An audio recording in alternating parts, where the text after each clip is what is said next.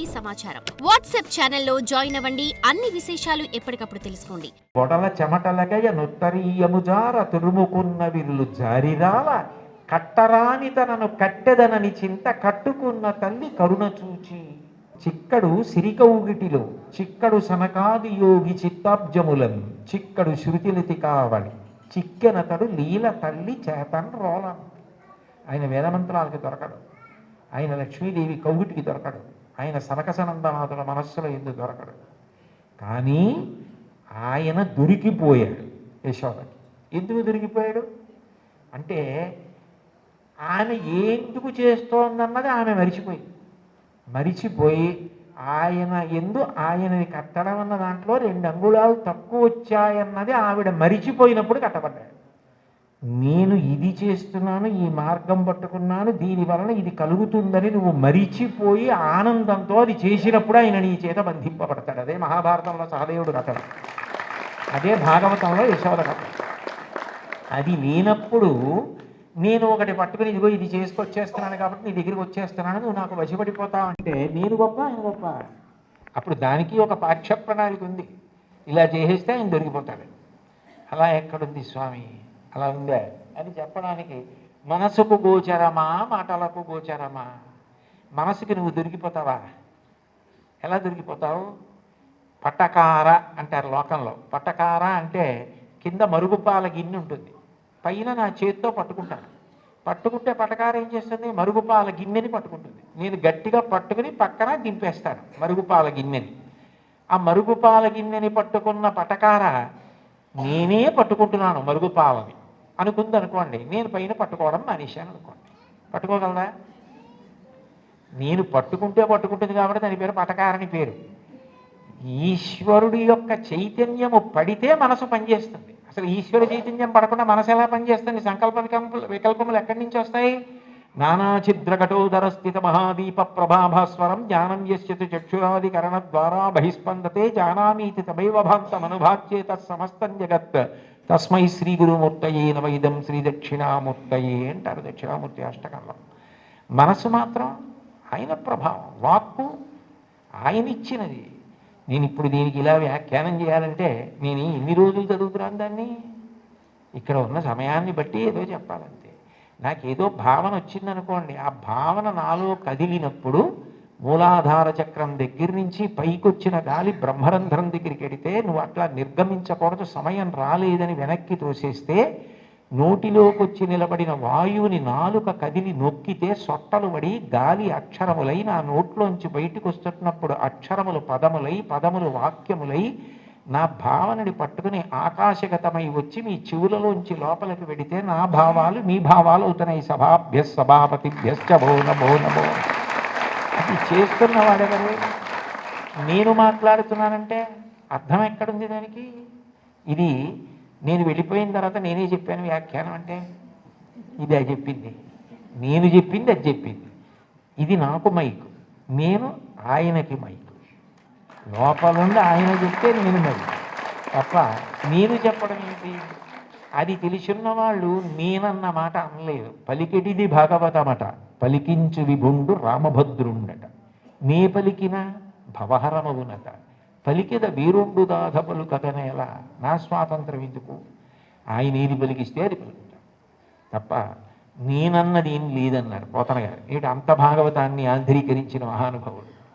కాబట్టి దీనికి ఇది మార్గం అన్నది ఎక్కడుంది అసలు? ఈ మాటల చేత ఆయన వశపడిపోతాడు. నేను ఇన్ని ప్రవచనాలు చేశాను కాబట్టి నేను ఖచ్చితంగా భగవంతుణ్ణి చేరిపోతాను అని ఎట్లా చెప్తావు? ఆయన అనుగ్రహం నీ చేత మాట్లాడించింది. నీవు మాట్లాడడంలో నిన్ను నువ్వు మరిచిపోతే మాట్లాడడం నీ నిప్పి మరిచిపోవడానికి, నీ బాధ మరిచిపోవడానికి కూడా కారణమైపోతాయి. నిజంగా నీకేదో నిప్పిగా ఉంది, అయినా మాట్లాడడంలో నువ్వు ఆ నిప్పి మరిచిపోతున్నావు అంటే అన్నీ మరిచిపోవడానికి నీకున్నది సాధనం అయిపోతాయి. అప్పుడు ఈశ్వరుడు వశపడతాడు తప్ప ఇది నాకు మార్గము, దీనికి ఇది ప్రయోజనము అని అనుకున్నంతకాలం నువ్వు వశపడతావా స్వామి? అంత అమాయకుడుగా అది సాధ్యమా? అంటే ఆ మైమరుపు రావాలి. అందుకే మీరు చూడండి, తన్మయుడైపోయాడండి అంటారు.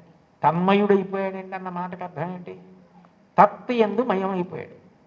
యాండే మరి దొంగ మీ జేబులోంచి డబ్బులు తీసేస్తుంటే మీకు తెలియలేదా అన్నారు అనుకోండి, ఆ శోభారాజు గారు కీర్తన పాడుతున్నారండి, దాంట్లో తన్మయం అయిపోయారంటాడు. అంటే మనసంతా ఆవిడ కీర్తన యందు మగ్నం అయిపోయింది. దొంగ జేబులో చేపెట్టడం కానీ డబ్బులు తీయడం కానీ తెలియలేదు. చర్మానికి స్పర్శ ఉంటుందా? ఉంది. కానీ ఎందుకు తెలుసుకోలేకపోయింది అంటే మనసు పాట యందు తన్మయం అయిపోయింది. అలా నువ్వు ఏది చేస్తున్నావో దాని ద్వారా నువ్వు తన్మయం అయిపోతే అప్పుడు ఈశ్వరుడు వశపడతాడు తప్ప ఇది నేను ఇంత బాగా చేస్తున్నానని నువ్వు నీకు పొగుడుకోవడం అలవాటైపోతే ఇది నేనే చేస్తున్నాను అనుకుంటే నువ్వు బాగా చేసుకుంటున్నావు కదరా, చేసుకో అంటాడు. అది తన్మయానికి కారణమై, అందుకే చిట్ట చివరికి ఏదైనా ఎక్కడికి వెళ్ళాలి అంటే మౌనమునందు పర్యవసించాలి. చిట్ట చివరికి సంగీతము నాదమునందు, శబ్దం ఎక్కడ పుడుతోందో అక్కడ లయమైపోతుంది. నాదతను మనిషం శంకరం అంటారు త్యాగరాజస్వామి. అందుకే ఆ నాదము శంకర శరీరము, దాని ఎందు లయం అవ్వాలి. ఇక్కడ ఉన్నారు కదా మంజు భార్గవి గారు, శంకరాభరణంలో ఆయన ఉరిమి ఉరుములు మిరిసే మెరుపుల చిరుచులు నవ్వులు కాబోలు సరిసరి నటనలు కాబోలు అని పరవశాన శిరసు గంగా ధరకు జారిన శివగంగ నా గానలహరి నువ్వు మునుగంగా అని పరవశించిన పరమశివుడు తల కిందకి జింపి చూస్తేట గంగ కింద పడి ఈయన తడిసిపోయాట. ఈయన గానలహరిలో ఆయన మునిగిపోయాట. అప్పుడు ఒక్క క్షణం ఆగిపోయాడు అనుకోండి, అప్పుడు నాదోపాసన చేసిన వాడను నీవాడను నేనైతే, అది నాదమునందు ఉపాసన. మౌనమునందు వెళ్ళిపోవాలి. అన్ని మౌనములోకి వెళ్ళిపోయి నువ్వు చేసిన ఆ తన్మయావస్థలో నీకే ఏమీ ఎరుకలేని స్థితి ఏది ఉన్నదో దాని యందు నువ్వు నిశ్చలుడవై నిలబడగలిగితే అష్టాంగ యోగంలో అది సమాధి. దాన్ని శంకరాచార్యుల వారు మహానుభావుడు యోగరత్నావళి అని అందులో వర్ణిస్తారు.